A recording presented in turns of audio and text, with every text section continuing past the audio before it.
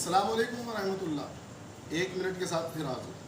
पूरी कौम की तवज्जो इस तरफ दिलवाना चाहता हूँ कि जिस वक़्त चोलिस्तान के सहरा में इंतहाई कसमकुर्सी की हालत में कहत से दो चार अफराद भूख प्यास से बेहाल पानी और ग़िज़ा के लिए तरस रहे हैं, उस वक़्त साहिब इक़्तिदार और उनके मुखालिफ साबिक़ वज़ीर आज़म दोनों बड़े बड़े जलसे कर रहे हैं, बड़े बड़े ख़र्चे कर रहे हैं, ट्रांसपोर्टेशन पर, खाने पर, मुख्तलिफ़ चीज़ों पर पैसे लगाए जा रहे हैं। दावत फ़िक्र में ये देना चाहता हूँ दोस्तों, एक बात याद रखिएगा, ये वक्त कल हम पर भी आ सकता है।